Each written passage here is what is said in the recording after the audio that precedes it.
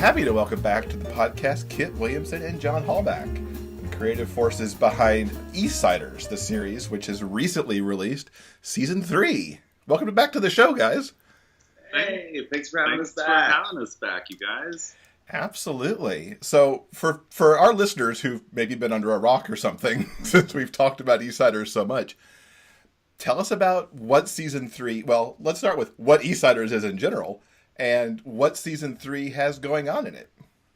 Sure. Eastsiders is a dark comedy that we started making back in 2012 about a gay couple and their group of friends living in Silver Lake, California.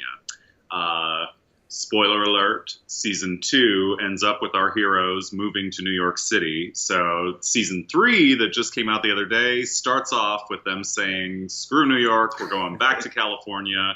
And they embark on a crazy road trip that we actually shot across 16 states of these United States of America. Just two gay guys hauling a vintage camper trailer from the 1960s across this great country.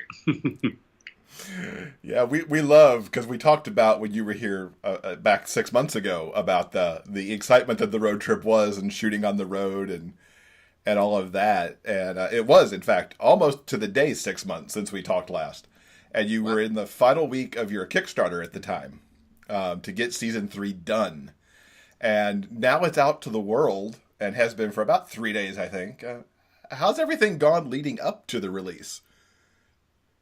It's been great. We've been excited to get it out there. It seems like people have been excited to see it, which is really nice. And then, this week came out on some digital platforms and on DVD on Tuesday. And it's been awesome to hear from people who are watching it. We also had a big screening event here in Los Angeles at the Sunset 5 Theater on Wednesday night, where a bunch of the cast and crew came out to celebrate and watch some episodes of the new season, and that was awesome too. Yes, it's been a lot of work, but we're super excited to keep the momentum going and to keep spreading the word about the show. Yeah, absolutely. And the Kickstarter gave you the chance. There's the road trip episodes, which are 4 of the 6, but the Kickstarter gave you a chance to shoot 2 more. Yeah. Tell us a little bit about those, because that's all new for the audience. Sure. So there's 2 additional episodes. One that features my character and Brianna Brown's character and Constance Wu and Matthew McKelligan that takes place back in Silver Lake, hometown, Meanwhile in Silver Lake episode. It's a mostly straight episode of our gay web series. And then there's another episode that actually kicks off the season that features Willem and Stephen Guarino and Matt Wilkes and Max Emerson. And is that it? Yeah. Oh, well, and me and Brianna out in Palm Springs, California. Yeah, you're in it too. How are you? And Constance Wu. Yeah, actually, I know a lot of people are in it. Actually, Constance is in it too, yeah. So there you go. It's mostly Willem and Stephen, and they're incredible in it. It's a great vehicle for them, a great showcase for them. Mm-hmm. And showcase for this incredible house in Palm Springs. It's called Burton House. The owners of it were fans of the show and actually reached out to us and asked Kit if he'd ever want to shoot something there. So he was inspired by that and wrote this episode to take place mostly there. Yeah, the plot of the episode is that Willem and Stephen's character's convertible breaks down in the desert on the way to a drag gig in Cathedral City, and they end up waylaid for the week in Palm Springs. But Stephen's character may have a little bit more on his mind than just a vacation, so you'll have to watch to see what I'm talking about. I loved the meltdown on the side of the road. It was a real meltdown. We actually melted. Having to shoot that in July. It was right before Outfest, I want to say. Yeah. And it was 116 degrees outside. It was actually so hot that Willem's high heels melted off of his feet. Like the soles of the shoe separated from the rest of the shoe. Wow. We were very grateful that everyone made it through that day without storming off set. Yep. They were kind of stranded there. Yeah, that's true. We didn't give them any means of transportation to leave set. I guess they could have stolen Stephen's convertible and driven it off set if they really wanted to get out of there. But I think that would have required both of them to get on the same page. We divided and we conquered. Yeah, I really enjoyed the Palm Springs episode. I'm curious that I think this particular season sort of is thematically about the road trip. Why did you decide to begin the season with Douglas and Quincy in Palm Springs? Well, I think in a lot of ways the themes in that episode are kind of a microcosm of everything that's explored in different ways over the course of the rest of the season. Mm-hmm. I want to plant the seeds of a lot of those kind of ideas and plot points and, see it in a radically different context as the show went on. I've always thought, it's always kind of been a plan of mine with Willem and Steven's characters to kind of introduce them as the comedic element in the show and then give them grounded dramatic storylines. That's something I always wanted to do, and it was really great to be able to dive into that for a half hour while still being hopefully hilarious from start to finish. Yeah, I'd say mission accomplished on that, because it was both, they had their deep moments, but it was also hilarious. Now, someone during... So much fun. Someone at the Outfest Q&A called the road trip segments almost like a chamber piece, because especially at that screening, we saw those 4 episodes all strung together as if they were a feature film. And I think it's some of the most powerful stuff that Eastsiders has done, kind of showing Cal and Tom on this trip. Kid, how did you feel about the story as both a writer and an actor to really dive into that kind of meatiness? Yeah, it was really effortless for us as actors. Van and I have talked a lot about that, especially the driving scenes, like these really, really long takes and really long days of just the two of us talking. And it almost, became like an acting class exercise where we were just kind of talking and like noticed the nuance later. It felt like the least labored of any acting I've ever had to do. We didn't have to do much work to just kind of inhabit it. And it also helps that we've been playing these characters now for, at that time, 4 years. So we definitely have a shorthand with one another that made it really easy. As a writer, I was a little scared of it because, you don't want people to get sick of your characters. You don't want to let your characters talk themselves into a corner. And I was relieved that, they still had things to say to one another at the end of the road trip. And I think that that's something that most people who've gone on a cross-country road trip with another person can relate to. Sometimes you run out of steam talking in the first day, and you're like, all right, guess we're on our phones for the rest of the trip. You can get reception. But that's a good marker of a great relationship. I feel like most people who've been together for a long time have had to take a road trip together, and you really just get those sort of like in-depth, real conversations and break through different barriers you didn't know existed. Mm-hmm. And I think certainly some of the things that happened on that road trip only helped a lot with the people that they met along the way. And we'll just kind of leave it at that. Do you want to tease some of the co-stars, your guests that we get to see in those episodes? Oh, yeah. We have Wilson Cruz from My So-Called Life and now Star Trek Discovery. He is one half of a gay couple that our folks meet in Portland, along with Tuck Watkins, who's going to be in the new Boys in the Band, right? On Broadway. On Broadway with Matt Bomer and all those amazing people. Super excited for him for that. We also have Colby Keller playing a handsome drifter who we run afoul of in Oklahoma. Tracy Lords returns as my mom as for 2 episodes. And delivers some much-needed comedic relief. She's just so incredibly wonderful to work with. I feel very lucky every time I get to be on set with her, and to have had her in the show for all 3 seasons has been so cool. Yeah, I think and Jonathan Lasecki returns as the sexually lascivious STD counselor.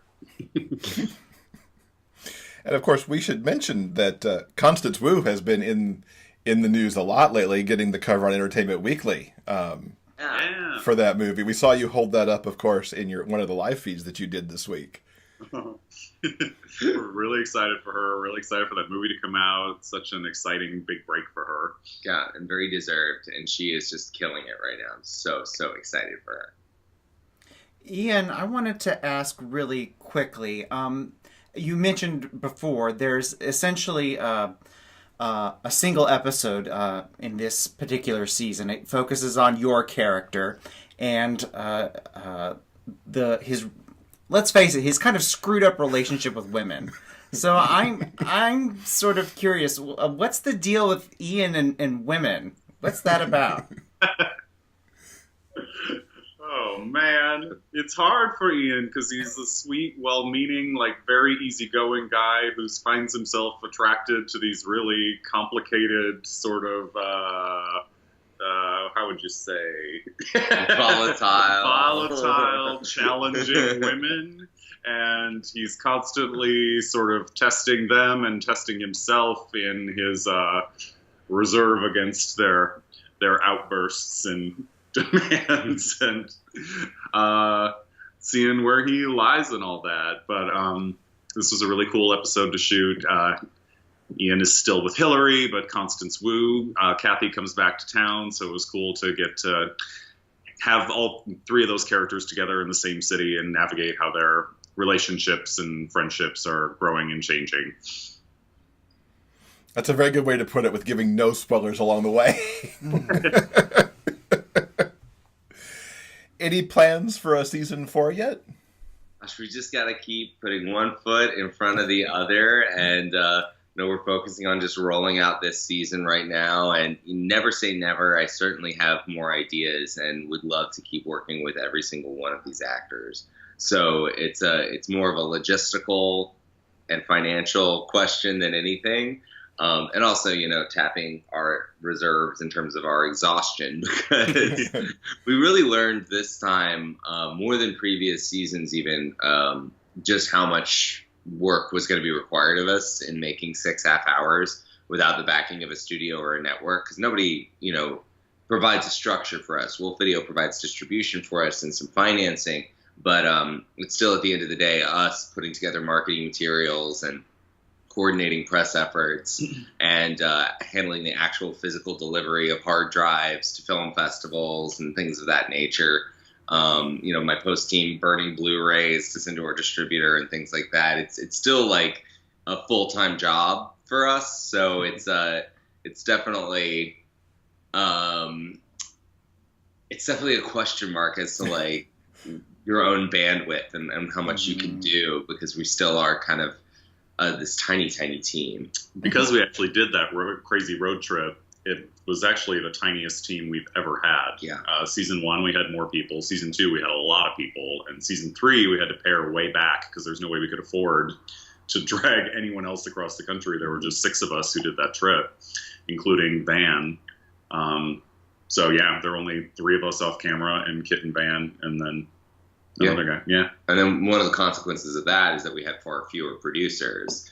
Obviously all our amazing Kickstarter producers and some people who helped, but like nuts and bolts stuff of managing the rollout has really been a 2-man band. So a lot of work. But I'm definitely interested in keeping these stories going. It's something really cool to me about having an LGBT story that has lasted 5 years. Mm-hmm. Because we get so few stories to begin with, and to be able to track characters' development over numerous important life events and stages of their lives. Like, the characters are entering their 30s, and they're just in a completely different place, maturity-wise and emotionally and physically. I have a cool haircut now, so lots has changed. A lot has changed with all of the characters since season 1. It's true. I never, when we made season 1, I never thought, oh, they're so quaint and innocent. Looking back now. Speaking to all the work that you guys do behind the scenes, is the stripped down production of season 3 preferable? Now that you have 3 entire seasons essentially kind of under your belt, do you think maybe going smaller like you just have done, is that sort of a preferable way to move forward? No. Maybe somewhere in the middle. I mean, it depends on what the actual content is, right? Like, if we had people on the road, we wouldn't have been able to do it. Like having a third car and the logistics of, coordinating even just lunch for 15 people, that's somebody's full-time job. So, it's easier for us to, like, prep a pot of chili and some, like, side dishes in the morning before we shoot and not have to have a caterer on set when you're only trying to feed 5 people. It's not really a possibility when you're trying to coordinate dinner for 20, which is the kind of set that we had on season 2, because we were all kind of in, Los Angeles locations and, not really having to travel at all. Mm-hmm. So definitely having a bigger team provides a lot more support, but then it also creates additional work too. So it's kind of a balance would be nice, something in between. Yeah. Did your team at least increase a little bit for the 2 additional shows you shot after the road trip?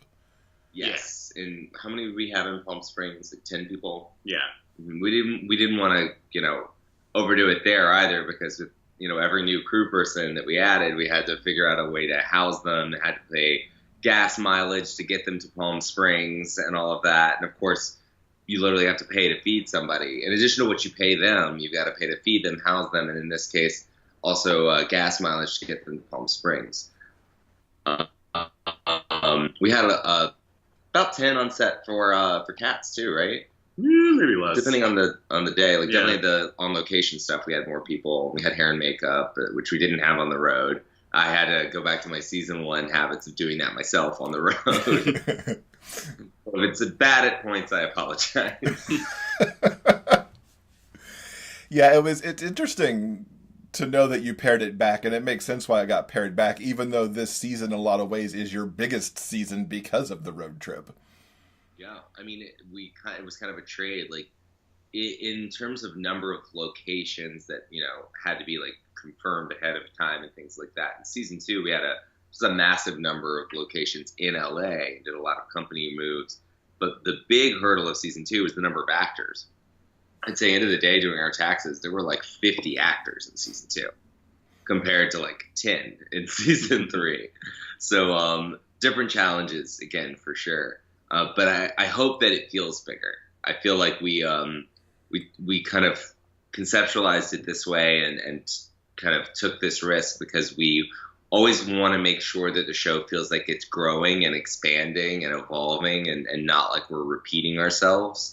So we wanted to kind of like say, well, what's something that we can do that maybe a network television show can't do?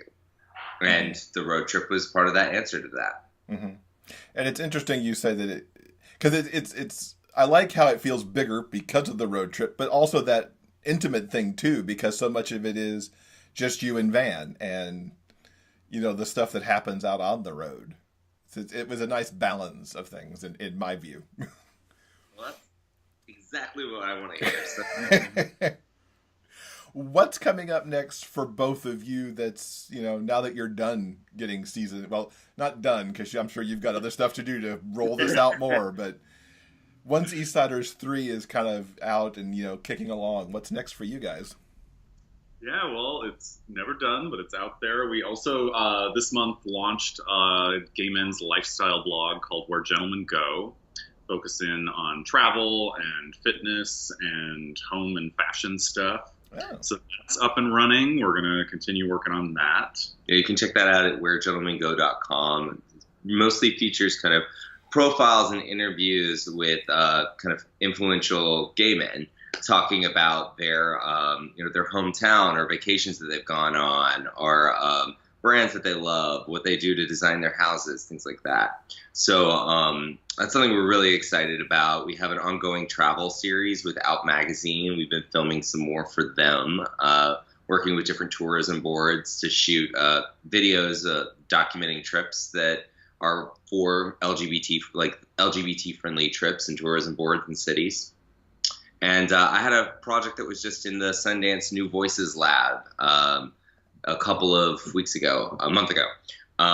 So I'm working on that. It's a queer 30-something set in New Orleans called Trying, which I'm super excited to explore more. I learned a lot in the lab, and I'm excited to develop this with them. That's very cool. Hopefully we get to see something of that in the coming months and years, potentially, just given how long development times can be. Yeah. But the lab sounds really interesting. Did that even give you more things to think about, like on your Eastsiders, with your Eastsiders hat too, for where season 4 could go if that happens? Oh, for sure. I mean, it was just a really generative experience. I feel like most of what the lab focused on was actually kind of creativity itself and how do you spark creativity. And I really learned a lot. And we had people like Darling and Joan Tewksbury, the director of like so many classic episodes of television. Joan Darling, like doing like one of the original Mary Tyler Moore Emmy Award-winning episodes. You said it was Chuckles the Clown. Right? Chuckles the Clown, yeah. I'm impressed by that. That's very also, cool. Yeah. Learning from all of the other lab fellows was super cool because they all have different backgrounds. Some come from the YouTube background, some come from a more traditional storytelling background like I did, and some are, this kind of like wild card option C. Like there was a pair of animators who were working on a project about a man imprisoned in a gulag in Cold War Russia being forced to write a state propaganda tour, like a children's show. So it was like interspersed clips of this children's show with this gulag, and it was all animated and super cool to get to like see the different things that people are working on that are kind of on the cusp of breaking through, and hopefully they all do. Hopefully, yeah, that's awesome. So tell folks where they could pick up season 3 of Eastsiders. The DVD's out at all the usual locations. Where are the digital copies they can grab if they need one? I'd say iTunes is the main place to go, and please leave a review if you have a second. It really helps people find the show. If you liked it, if you don't like it, you can really just keep that right there in your journal. iTunes is the main place that we direct people to. It's also on Google Play and Amazon, and I think Vimeo. And if you're international outside of Canada, the UK, and the United States, we recommend people check out Vimeo right now because it is available worldwide on Vimeo. Cool. Any streaming plans or things coming up for streaming? Because seasons 1 and 2 are still on Netflix, right? Yeah, seasons 1 and 2 are on Netflix. Season 1 is a couple of other places as well, and we hope to have an announcement about other additional streaming partners soon. Cool. We'll let our audience know about that when that news comes out. John and Kit, thank you so much for spending a few minutes with us, and continued best of success on the season 3 launch.